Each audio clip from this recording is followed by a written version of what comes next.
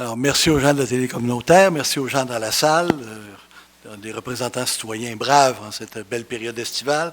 Donc, nous avons quorum. J'aurais besoin de quelqu'un proposer l'ordre du jour, s'il vous plaît. Oui, Emmanuel Roy, je propose d'adopter l'ordre du jour tel que déposé. Merci. Quelqu'un pour appuyer? Oui, j'appuie la proposition, M. le maire. Merci. C'est adopté. 2 points, approbation de procès-verbal séance ordinaire du 14 juillet 2026. Besoin de proposeur, s'il vous plaît. Oui, les membres du Conseil ont reçu dans les délais fixés par la loi le procès-verbal de la dite séance. Le greffier est dispensé d'en faire la lecture. Je propose donc d'approuver le procès-verbal de la séance ordinaire du 14 juillet 2026 tel que déposé, que le maire et le greffier soient autorisés à signer. Merci. Quelqu'un pour appuyer?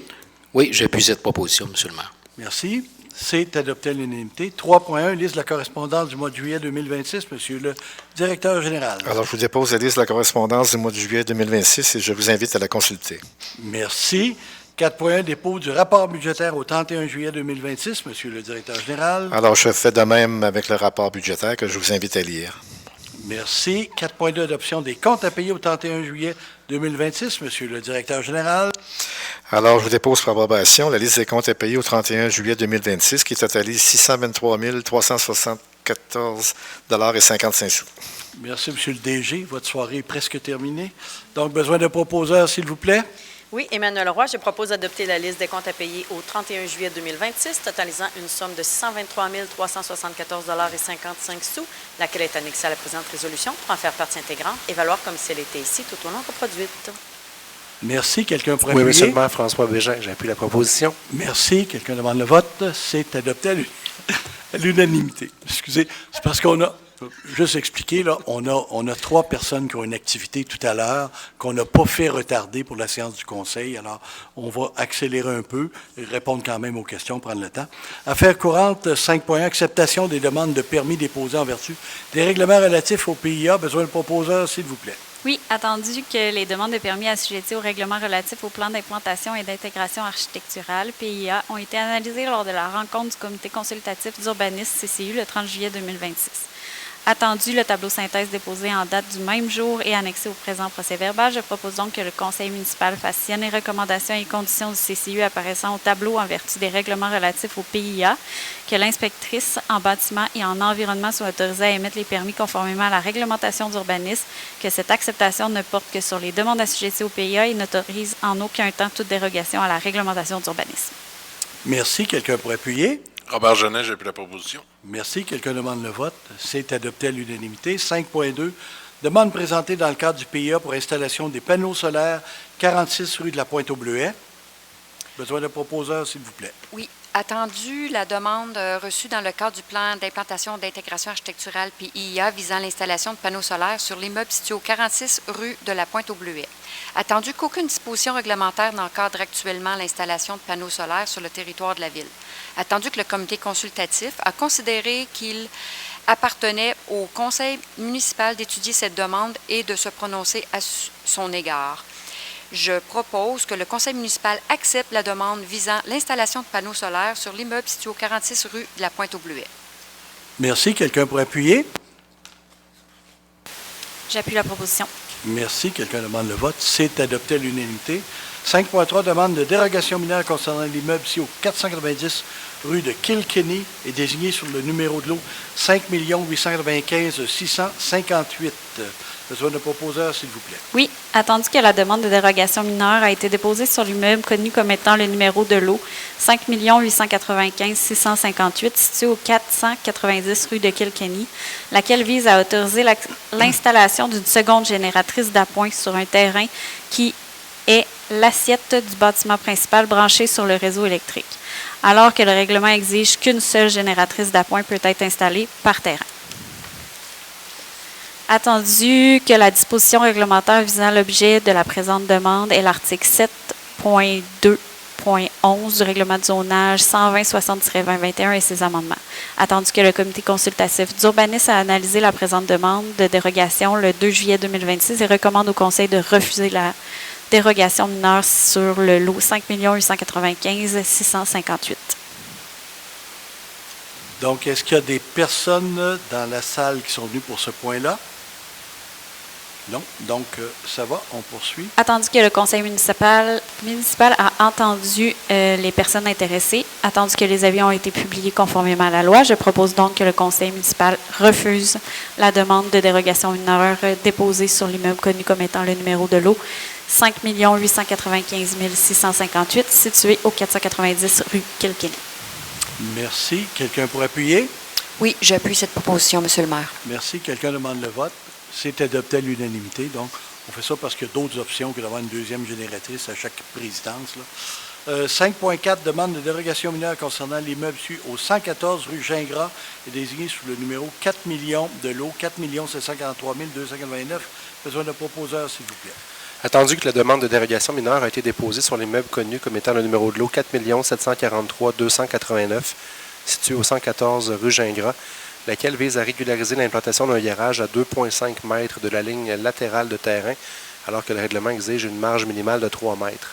Attendu que la disposition réglementaire visant l'objet de la présente demande est l'article 7.2.3.3 du règlement de zonage 120-60-2021 et ses amendements. Attendu que le comité consultatif d'urbanisme, le CCU, a analysé la présente demande de dérogation le 30 juillet 2026 et recommande au conseil municipal d'accepter la dérogation mineure sur le lot 4 743 289.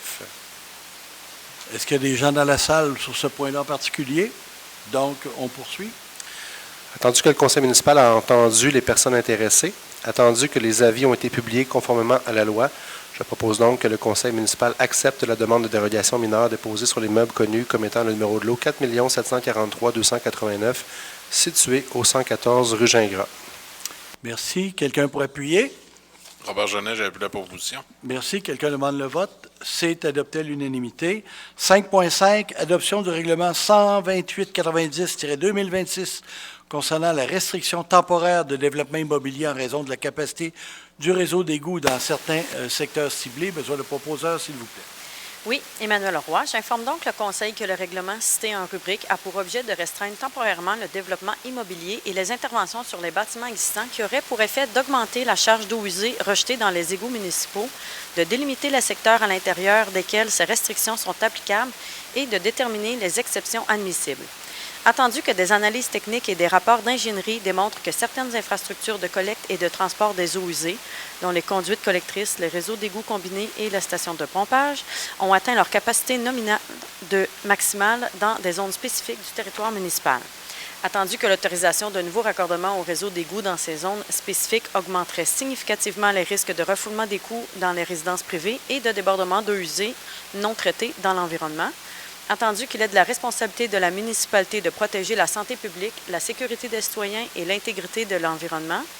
Attendu qu'il s'avère nécessaire de suspendre temporairement le développement immobilier et l'augmentation des charges d'influents uniquement dans les secteurs saturés, le temps d'exécuter et de financer les travaux de mise à niveau requis. Attendu qu'un avis de motion de l'adoption du présent règlement a été donné lors de la séance ordinaire du Conseil tenue le 14 juillet 2026. Attendu qu'un projet de règlement ait été adopté à la séance ordinaire du Conseil tenue le 14 juillet 2026. Attendu les changements accessoires apportés au tracé des secteurs 2 et 3. Attendu qu'une consultation publique sur le projet de règlement ait été tenue le 4 août 2026. Attendu qu'une copie du règlement ait été remise aux membres du Conseil au plus tard 72 heures avant la séance et que tous les membres du Conseil présents déclarent l'avoir lu et renoncent à sa lecture. Je propose donc d'adopter le règlement numéro 12890-2026 concernant la restriction temporaire du développement immobilier en raison de la capacité du réseau d'égouts dans certains secteurs ciblés, lequel est annexé au livre des procès-verbaux pour en faire partie intégrante et valoir comme s'il était ici tout au long reproduit. Merci. Quelqu'un pour appuyer? Oui, j'appuie cette proposition, M. le maire. Merci. Quelqu'un demande le vote? C'est adopté à l'unanimité. Donc, je pense que vous étiez à la séance de consultation, M. Côté. Vous connaissez les tenants et aboutissants. Merci.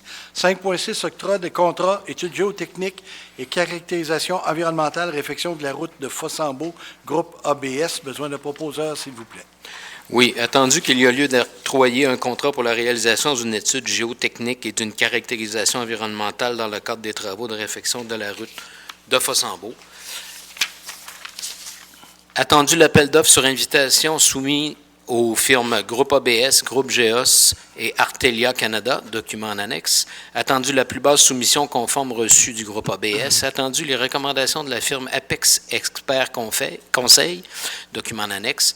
Je propose d'octroyer le contrat pour la réalisation d'une étude de géotechnique et d'une caractérisation environnementale dans le cadre des travaux de réfection de la route Fossambeau à la firme Groupe ABS au montant de 32 329,13 plus les taxes applicables. Que cette dépense soit défrayée à même le règlement d'emprunt numéro 128-80-2026 et le surplus non affecté. Merci. Quelqu'un pour appuyer? Oui, M. le maire, Robert Genet, j'appuie la proposition. Merci. Quelqu'un demande le vote? C'est adopté à l'unanimité. Donc, c'est pour le pavage, le repavage de la portion de route de Fossambeau qui est miné beaucoup. Nomination d'une mairesse suppléante, je vais le faire moi-même, donc attendu qu'il y a lieu de nommer une mairesse suppléante pour la période du 1er septembre 2026 au 31 mai 2027. Je propose donc de nommer Mme Myriam Deroy, conseillère du district numéro 4, à titre de mairesse suppléante pour la période du 1er septembre 2026 au 31 mai 2027, en remplacement de Mme Manon Huard. Et nous remercions Mme Huard pour le travail accompli. Merci, Manon. Donc, besoin de quelqu'un pour appuyer, s'il vous plaît? Oui, Emmanuel Roy, j'appuie cette proposition. Merci. Quelqu'un demande le vote? C'est adopté à l'unanimité. Tu vois, t'as juste des amis. Autorisation de signature, effet bancaire, mairesse suppléante. Donc, attendu que les chèques et effets négociables de la municipalité sont signés par le maire ou la mairesse suppléante et le directeur général, les trésoriers de la ville ou la directrice des finances, du service des finances et trésorerie adjointe, tel qu'il est prévu l'article 100.1 de la loi sur les cités et villes. Attendu la nomination de Mme Myriam Deroy à titre de mairesse suppléante pour la période du 1er septembre 2026 au 31 mai 2026 selon la résolution 124-08-2026 adoptée le 11 août 2026. Je propose donc d'autoriser Mme Myriam Deroy, conseillère au district numéro 4, à signer les chèques et effets négociables émis par la ville de Fossambeau-sur-le-Lac pour la période du 1er septembre 2026 au 31 mai 2027, et ce, à titre de mairesse suppléante. Besoin d'un appuyeur, s'il vous plaît. Oui, M. le maire, François Bégin, j'appuie la proposition. Merci. Quelqu'un demande le vote? C'est adopté à l'unanimité. Merci. Donc, partie informative, on vous rappelle que l'entre guillemets va paraître le 1er septembre prochain. C'est la fête du travail bientôt, donc lundi, le 7 septembre prochain, en raison de la fête du travail, les bureaux seront fermés. Le défi du lac, donc les citoyens sont invités à participer au défi du lac qui se tiendra le 22 août prochain. Il y a beaucoup d'activités le 22 août. Le visite guidée à la chapelle, ça se poursuit toujours et se poursuivront jusqu'au 13 septembre, du vendredi au dimanche, à la chapelle du lac, de midi à 18h, où il y en a l'exposition d'un artiste.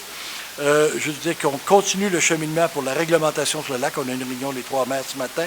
On est quand même content que 3 portions de ce qu'on avait demandé sont adoptées. Les limitations de vitesse, la bande de 100 mètres à 10 km/h, c'est déjà adopté. On fait aussi adopter notre règlement sur les nuisances. Il reste 2 autres objets, la passe et le surf dans le bassin sud, pour lequel le travail se poursuit. On a entendu des rumeurs à l'effet qu'il y avait, c'est plus que des rumeurs, on a vu des annonces comme de quoi il y aurait un gros party sur le lac le 22 août. Alors, on s'adresse surtout aux gens qui vont l'écouter par les médias. Ce party-là, qui est une reprise d'un party qui a été fait, semble-t-il, il y a quelques semaines, avec plein de gens qui ont été sur des pontons, avec des disc jockeys, etc. Alors, ça va être très, très suivi. La sécurité va être encadrée. La SQ et nos patrouilles nautiques vont s'assurer du respect de toute la réglementation. C'est un party qui est non autorisé, qui n'a pas eu l'approbation de personne, qui fait entre autres l'objet de plaintes de la part des gens de la CEPAC. Alors, on va tout faire pour empêcher que ça puisse avoir lieu, mais ça a lieu, ça va être hyper contrôlé. On rappelle aux gens que c'est les Olympiades cette semaine des 2 corporations nautiques, Fossambeau et Club du Lac. On vous invite à les appuyer. Il y a le Festi-Splash le 16 août également. Et c'est l'Assemblée générale annuelle de l'Appel le jeudi 13 octobre au Club de golf à 19h. Et sur ce, bonne saison tout le monde. On est rendu à la période de questions. Avez-vous des questions dans la salle?